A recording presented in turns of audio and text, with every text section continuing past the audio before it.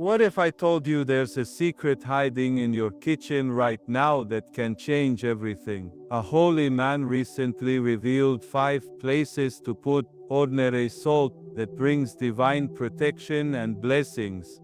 The last one will shock you. You've prayed, you've waited, you've wondered why some homes seem blessed while others struggle. Today we're sharing an ancient secret, so simple you'll wonder why you never tried it before. Salt, not just for cooking, not just for taste, but as a sacred tool to invite God's presence into every corner of your life. These 5 places, they're probably in your home right now, behind your front door, the shield. No one sees. Your front door is more than just an entrance. It's a gateway, not just for people but for energy. Every time someone walks through, every time you come home from a long day, every time you step out into the world, energy flows in and out with you. Most people never think about it. They treat their door like it's just wood and hinges, something to keep the cold out and the warmth in. But if you've ever walked into a room and immediately felt something off, if you've ever had a guest leave, and suddenly the air in your home feels heavier, you know exactly what I'm talking about. Energy lingers, it sticks, and if you're not careful, it builds up like dust in the corners of your life. This is why the first place you should put salt isn't in your kitchen, it's behind your front door. Not on display, not where guests can see it, hidden, quiet, a small bowl tucked away where no one would think to look, doing work no one would think to notice, because that's how the most powerful protections operate, silently, without fanfare, without needing credit. Salt has been used this way for thousands of years. It's not superstition, it's not folklore, it's science of a different kind. The kind that understands energy isn't just something we feel, but something we can work with.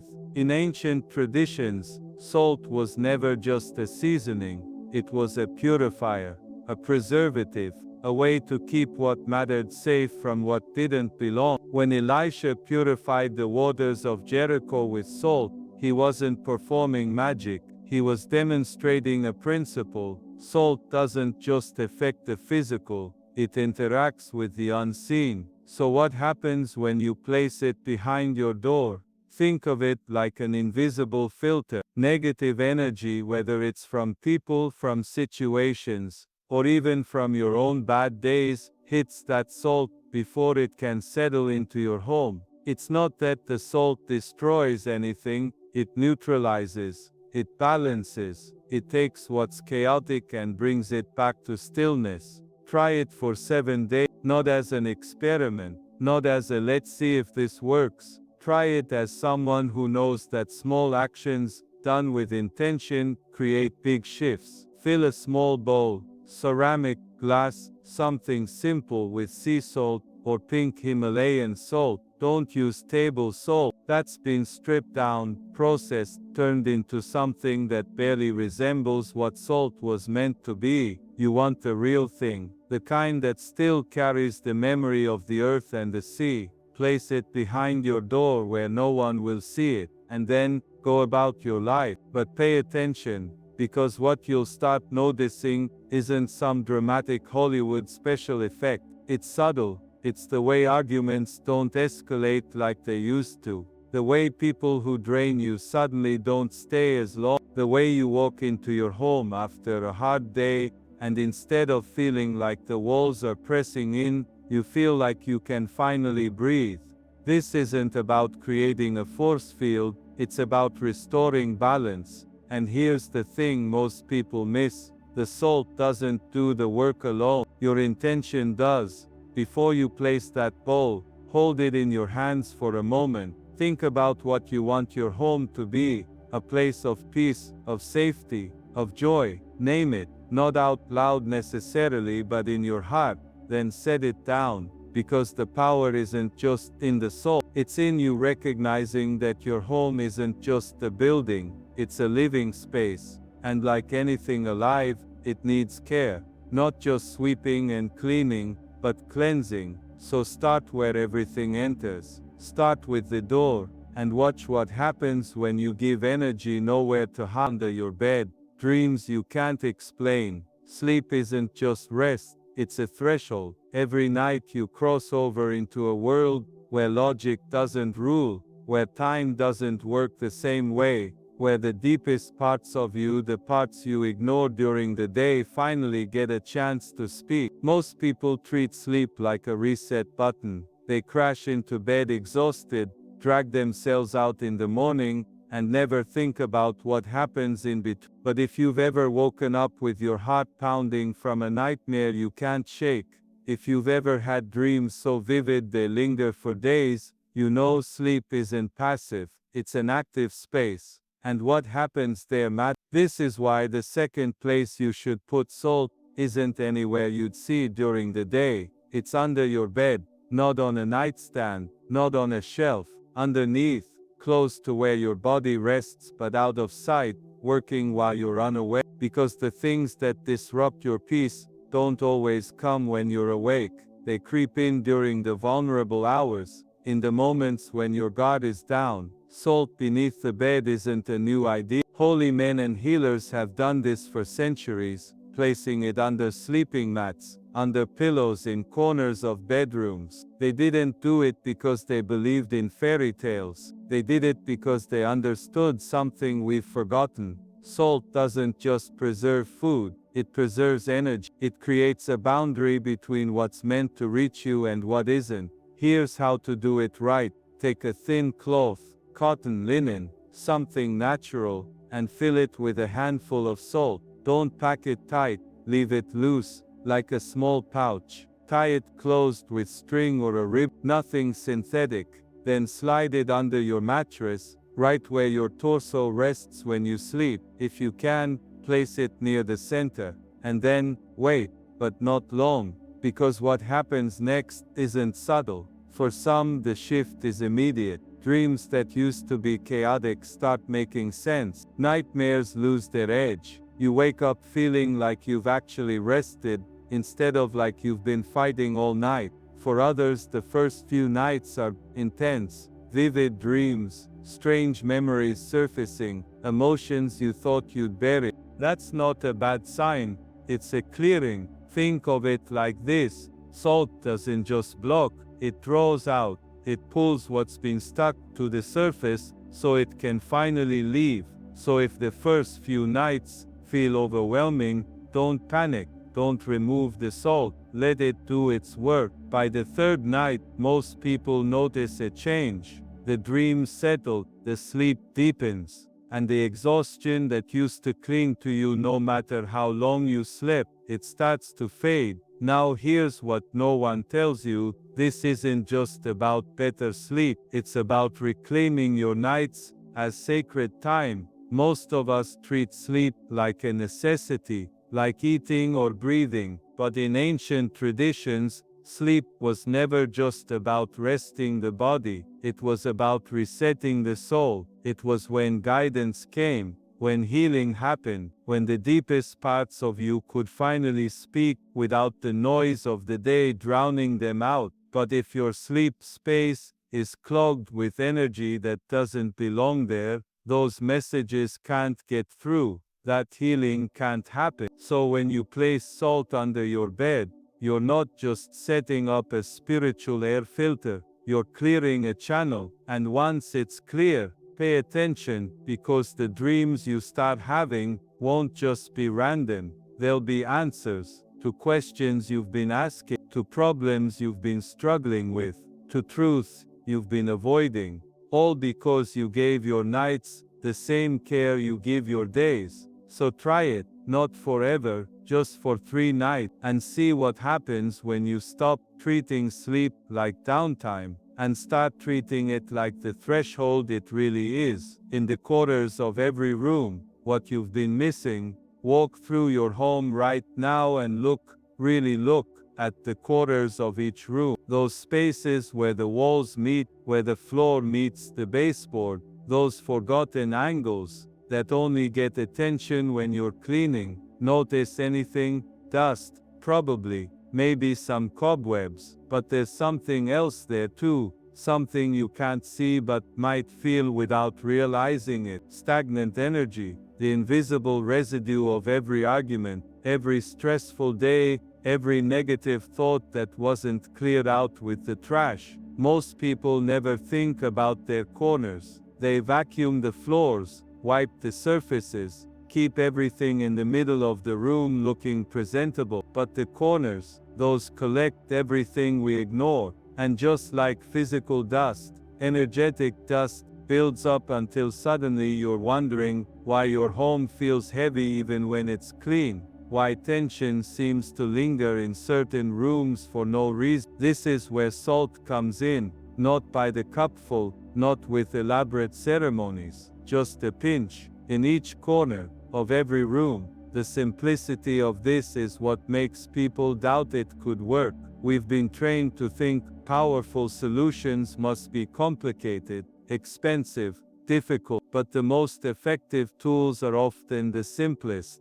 Salt in the corners isn't some new age trend, it's ancient wisdom, repackaged for modern lives. In traditional practices around the world, from Japanese Shinto to European folk magic, salt has always been used to purify spaces, not because our ancestors were primitive, but because they understood something we've forgotten. Energy follows patterns, it moves in currents and corners. Those are where the currents slow down and get stuck. Here's how to do it right. Wait for the new moon, not because the moon has some magical power over salt, but because the new moon represents new beginnings in nearly every spiritual tradition. It's a natural reset point. Then take your salt, again, sea salt or Himalayan, never table salt, and pinch a small amount between your fingers. As you place it in the first corner, say aloud or in your mind, clearing, cleansing, renewing. Move clockwise around the room, repeating the process in each corner. That's it. 30 seconds per room, maybe less. The change won't feel dramatic at first. You won't see sparks or hear angel choirs. But within a day or two you'll start noticing the air feels lighter. People who visit might comment that your home feels good, without knowing why. You'll find yourself breathing deeper in rooms that used to make you subconsciously tense. Why does this work? Salt is crystalline in structure, and crystals have natural energy conducting properties. On a practical level, salt absorbs moisture. That's why we use it to preserve food. On an energetic level, it does the same thing, absorbing and neutralizing stagnant energy. The corners are strategic placement points, because energy naturally pools there, just like dust does. By placing salt there, you're essentially setting up tiny energy filters throughout your home. But here's the crucial part most people miss. This isn't a one-time fix. Just like you wouldn't vacuum once and expect your floors to stay clean forever, you can't salt your corners once and expect the energy to stay fresh indefinitely. The new moon rhythm works because it creates a consistent maintenance schedule, about every 28 days. Mark it on your calendar, make it part of your routine. The more you do it, the more pronounced the effects become. Because you're not just clearing the current stagnation, you're preventing future buildup. Some people try to complicate this. They'll tell you you need special salts, or incantations, or exact measurements. Don't fall for that. The power isn't in the theatrics. It's in the consistency. A pinch of plain sea salt placed with intention every new moon will do more than an elaborate ritual performed once and forgotten. Try it for 3 cycles, 3 new moons. Notice how the energy in your home shifts. Pay attention to how you feel walking through doors, sitting in different rooms. Keep notes if that helps you track the changes. Because here's the truth. Your home should be your sanctuary, not just a place you live, but a space that actively supports you. When the energy in your corners is clear, everything that happens in the middle of the room, The conversations, the meals, the quiet moments, flows better. So start with the places no one looks, the spaces everyone ignores, and watch what happens when you give energy nowhere to hide. Next to your wallet, the money magnet. Open your wallet right now. Go ahead, I'll wait. What do you see? Cards probably, some cash if you're lucky, receipts, maybe. Now ask yourself, how does looking at it make you feel? Abundant, or anxious, excited about possibility, or reminded of limitations? That reaction you just had, that tiny emotional response to opening your wallet, matters more than you think, because money isn't just paper and plastic, it's energy, and energy responds to its environment. This is why where you keep your money matters, not just in terms of bank accounts and investments, but in the daily physical space your cash and cards occupy. Most people treat their wallets or purses as mere containers, never considering that they might be energy magnets, either attracting or repelling abundance based on what surrounds them. Enter salt, not sprinkled on your dollar bills, please don't do that. Not carried loose in your pocket, but placed intentionally beside where you keep your money, whether that's a wallet in your drawer, a purse on your dresser, or even near the spot where you keep your financial files. A small sealed container of salt, a tiny jar, a little pouch, positioned to create what traditional practices would call a prosperity field. Now, before you dismiss this as magical thinking, consider the physics. Salt is hygroscopic. It attracts water molecules from its environment. This isn't metaphysics, it's basic science. In energy terms, this property translates to an ability to attract and transform other forms of energy as well. Just as it draws moisture, it can draw out energetic dampness, that heavy, stuck feeling we associate with financial lack. The method is simple. Find a small container. Glass is ideal, but even a plastic salt shaker will do in a pinch. Fill it with dry sea salt, again, not table salt. Seal it tightly, you don't want spills. Then place it next to where you keep your wallet or purse when you're home. If you want to take it further, place another near your computer if you do online banking, or near your front door if you run a business from home. Here's what happens next. Nothing dramatic at first. You won't wake up to find stacks of cash on your doorstep, but within about 2 weeks, you'll start noticing subtle shifts, unexpected discounts, surprise refunds, opportunities that seem to come from nowhere. The key is to pay attention to these instead of dismissing them as coincidence. Why does this work? On a practical level, having this small ritual creates mindfulness around your finances. Every time you see that salt jar, it serves as a reminder to think abundantly, rather than fearfully about money. On an energetic level, the salt acts as a transformer, taking the stagnant lack energy we all accumulate from bills, from financial stress, from societal messages about scarcity, and neutralizing it before it can take root in your consciousness. The most important part isn't the salt itself, it's what the salt represents to your subconscious. It's a physical manifestation of your intention to break lack cycle. And when you combine that intention with consistent action, because no amount of salt replaces responsible money management, you create a powerful shift in your financial energy. Some people make the mistake of treating this like a magic trick.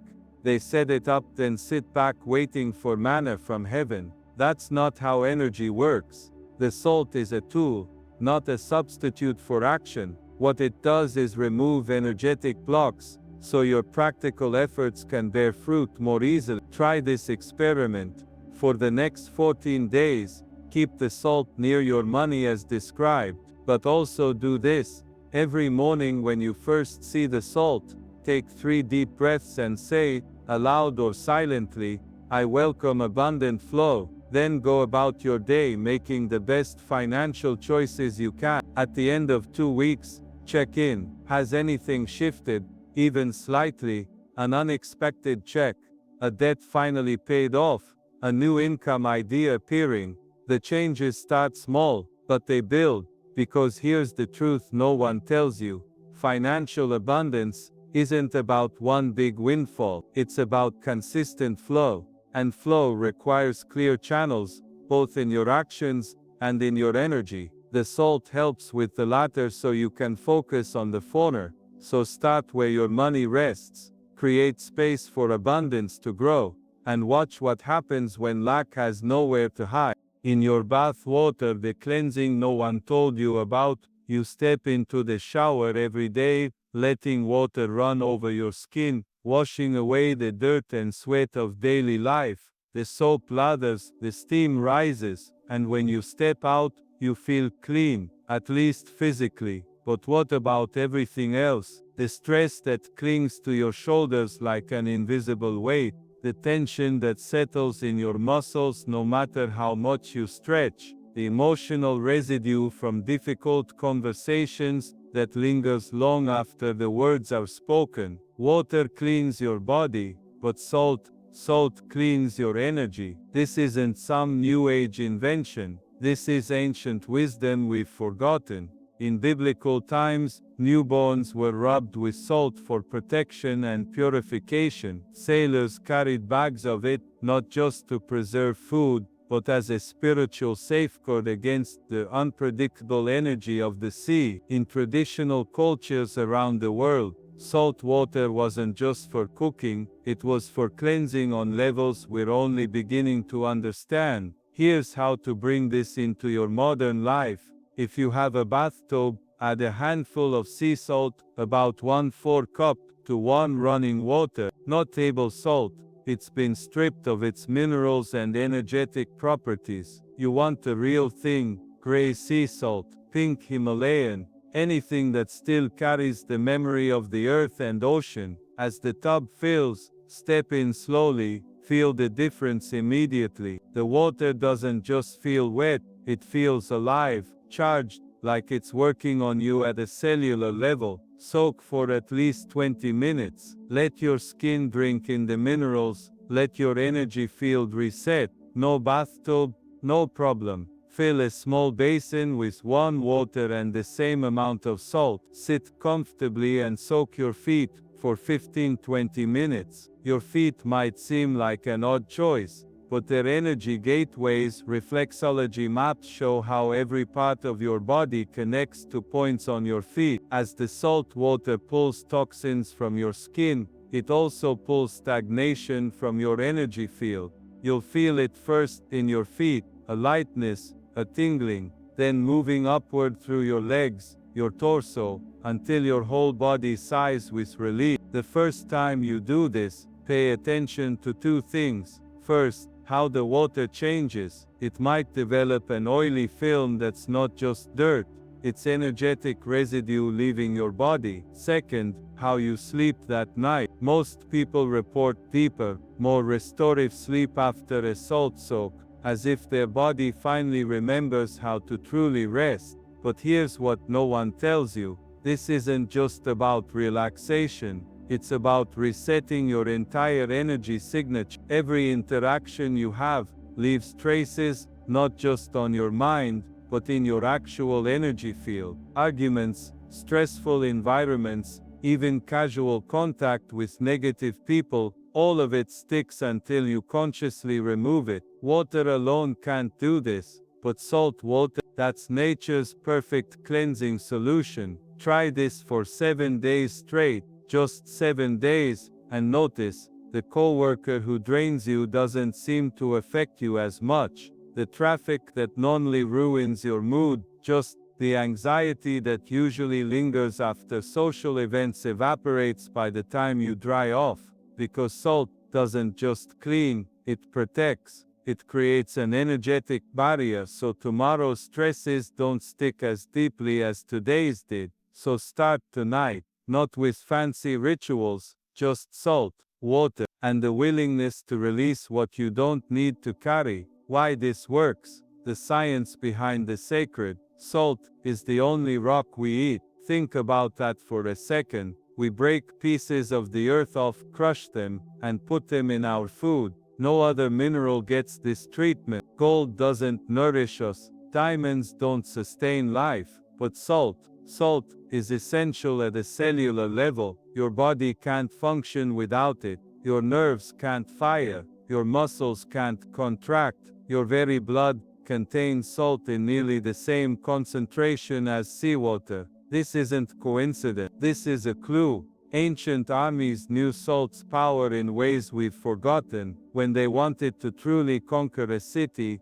they didn't just burn it, they salted the fields. Why? Because they understood something modern science confirms. Salt prevents growth when used destructively, but enables life when used wisely. The same substance that could render land barren for generations could also preserve food through long winters, keeping families alive when nothing else would. This duality is the key to understanding salt's spiritual power. Modern science explains part of it. Salt's crystalline structure allows it to store information. This is why it's used in some computer memory experiments. Its ionic nature means it can neutralize both positive and negative charges. This is why it's so effective at purification. Its mineral content mirrors that of our bodies. This is why it works on us at such a deep level. But the ancients knew something else. Salt is a bridge between worlds, between physical and energetic,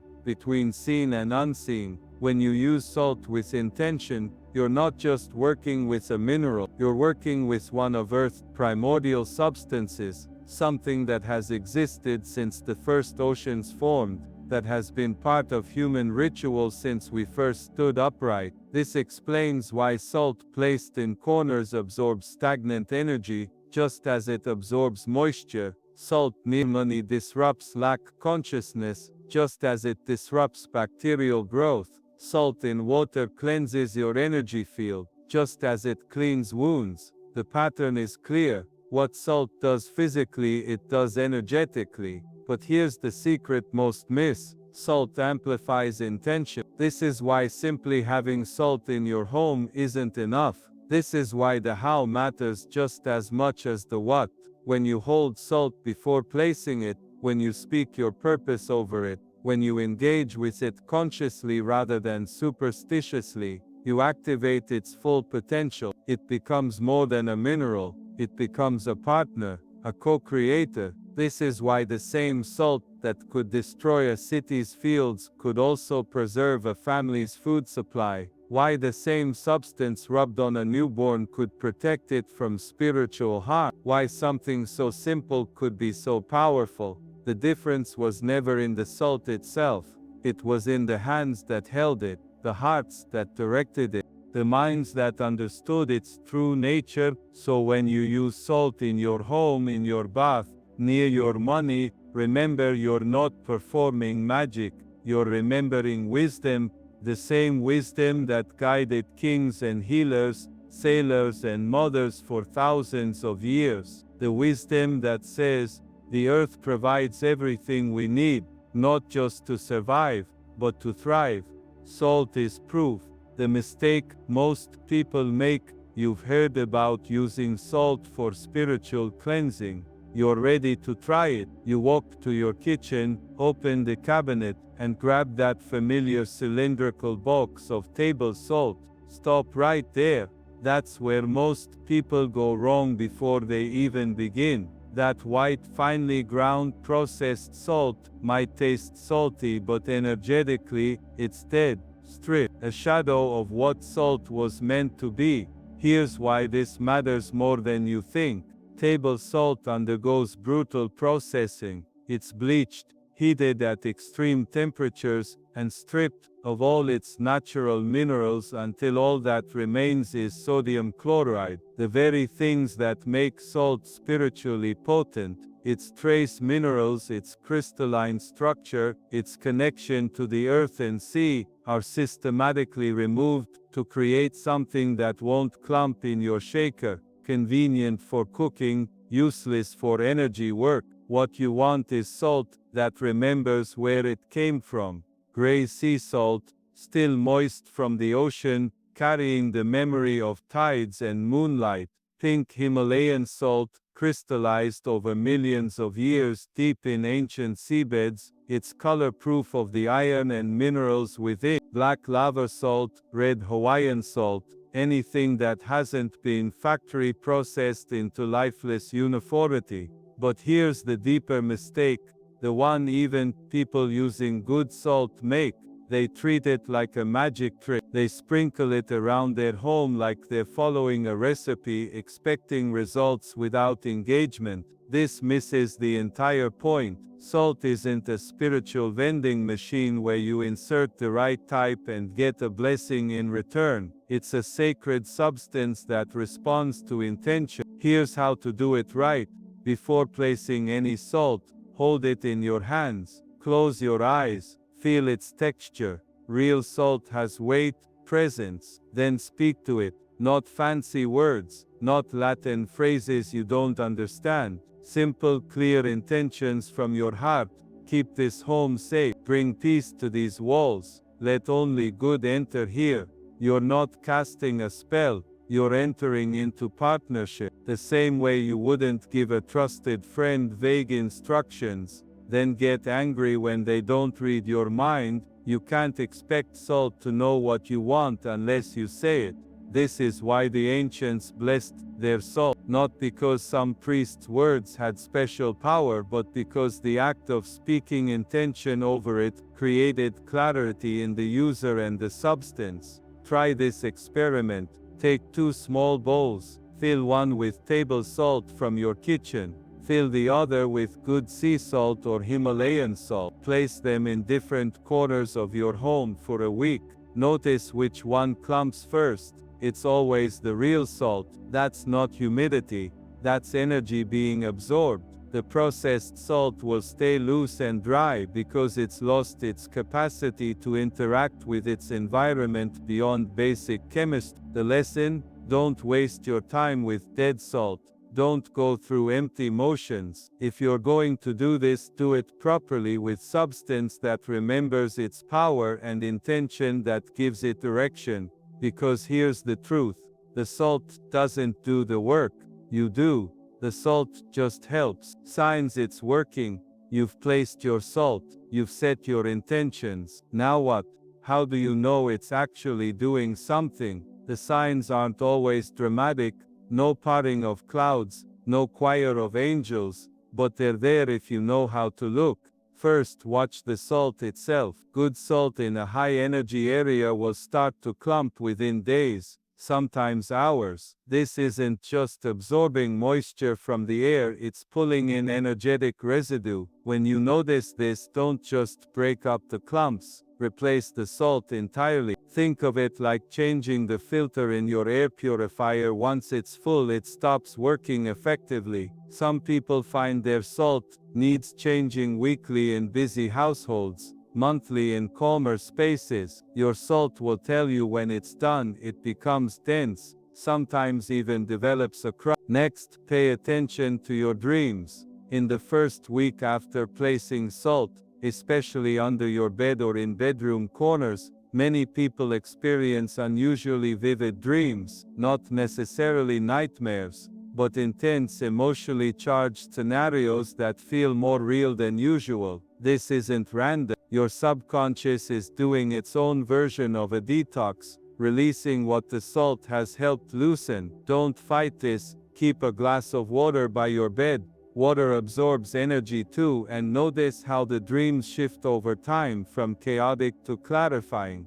Now notice synchronicities, unexpected money showing up, not necessarily lottery winnings, but maybe a rebate you forgot about, a bonus at work, or finding cash in an old coat. Opportunities appearing from nowhere, someone reaching out with exactly the help you needed, stumbling across information that solves a problem. These aren't coincidences. They're signs that blockages in your energy field are clearing, allowing natural flow to resume. But here's the subtle sign most miss: changes in your relationship. People who drain you might suddenly distance themselves. not because the salt chased them away, but because your energy isn't matching theirs anymore. Conversations that used to turn toxic now resolve peacefully. You find yourself setting boundaries without guilt. This is the salt working on an interpersonal level, helping you maintain your energetic integrity. Physical sensations matter too. A tingling in your hands when handling the salt means it's actively working with your energy field. Sudden warmth or coolness in areas where salt is placed indicates energy moving. Even yawning while placing or changing salt is significant. It's your body's way of releasing stagnant energy. Now the most important part, don't obsess over the sign. This isn't a science experiment where you control every variable. It's a relationship with natural forces. Some people notice changes immediately. For others it takes weeks. The timeline doesn't matter as much as the consistency. Keep your salt fresh. Renew your intentions. Trust the process. Because here's what's really happening. Every clump of salt represents energy that's not in your space anymore. Every vivid dream is a release your psyche needed. Every synchronicity is the universe responding to your clearer energy. You're not just cleaning your home, you're upgrading your life, one grain at a time. When to expect changes? You've placed the salt. You've set your intentions. You're watching, waiting, wondering, when will something happen? Here's the uncomfortable truth no one tells you. Spiritual work doesn't come with a tracking number. There's no guaranteed delivery date for miracles. Some people feel lighter within hours, as if a weight they didn't know they were carrying suddenly lifted. Others don't notice anything for weeks, then wake up one morning to find their entire life rearranged in ways they never expect. The timeline isn't predictable because you're not programming a machine. You're working with living energy. But here's what I can tell you with absolute certainty. The moment you took that first intentional action, when you held the salt in your hands and spoke your truth over it, something shifted. Maybe you didn't feel it. Maybe nothing in your physical reality changed yet, but in the unseen realms where energy precedes form, the dominoes started falling the instant you decided to believe in something beyond what your eyes could see. This is why the ancients valued faith above all else, not blind faith, but the kind that acts even when results aren't immediate. The changes come in layers. First, the subtle shifts. The ones most people miss because they're looking for fireworks. Your sleep improves before your bank account does. Arguments that would have ruined your day suddenly don't stick. You find yourself humming for no reason. These aren't coincidences. They're signs the energy is moving, clearing space for bigger changes to land. Then come the external changes, the ones even skeptics can't explain away. Unexpected money arrives exactly when needed. People who blocked your progress suddenly move aside. Opportunities appear from directions you never considered. This isn't magic, it's cause and effect on a spiritual level. When you clear internal blockages, external realities have no choice but to rearrange themselves to match your new energy. But here's where most people fail. They give up too soon. They try salt for 3 days, see no dramatic changes, and decide it doesn't work. What they don't realize is that spiritual work is like planting seeds. You don't dig them up daily to check for roots. You plant, you water, you trust. Some seeds sprout in days, others need seasons. Your job isn't to control the timeline, it's to maintain the conditions for growth. This is why consistency matters more than intensity. A single powerful ritual won't change your life if you immediately return to negative thought patterns. But small daily acts of faith, refreshing your salt weekly, speaking new intentions over it, observing without obsessing, these compound over time into transformations that seem sudden to outsiders but feel inevitable to you. The speed of your results depends on 3 factors. First, how clogged your energy field was to begin with. If you're clearing decades of accumulated negativity, it takes longer than if you're doing maintenance on an already clean space. This isn't punishment, it's physics. A backed up drain takes longer to clear than a slightly slow one. Second, how attached you are to the outcome. Needy energy repels what it desires. This is why the practice emphasized detachment, not because you shouldn't care, but because clutching too tightly to results actually slows their arrival. Third, how willing you are to change. Often the universe is ready to deliver what you've asked for, but you're not yet ready to receive it. The delays aren't rejections, they're preparations. Here's how to navigate the waiting. Keep a simple journal, not pages of analysis, just brief notes. Day 3, slept through the night for first time in months. Day 14, boss mentioned project I'd been hoping for. Over time you'll see patterns emerge that weren't visible in the moment. Refresh your salt before it feels necessary. Don't wait until it's hardened into a brick. Replace it when it starts losing its sparkle. This keeps the energy flowing rather than waiting until it's stagnant again. Most importantly, live as if the change has already happened, not in denial of current circumstances, but in alignment with where you're headed. Clean your space as someone worthy of abundance would. Speak as someone at peace would. Make decisions from your future self's perspective rather than your past conditioning. Because here's the secret. The salt isn't doing the heavy lifting. You are. The salt is just a tool, a sacred one, but still just a tool. The real work happens in your consciousness every time you choose faith over fear, action over apathy, trust over doubt. So when will you see changes? The truest answer is this: you already have. The moment you decided something better was possible, the moment you took that first step, the rest is just the universe catching up to what you've already set in motion. Keep going. This isn't about salt, it's about obedience in small things. God uses ordinary stuff to do extraordinary work. Water became wine, mud opened blind eyes. Why wouldn't He use something already in your cabinet?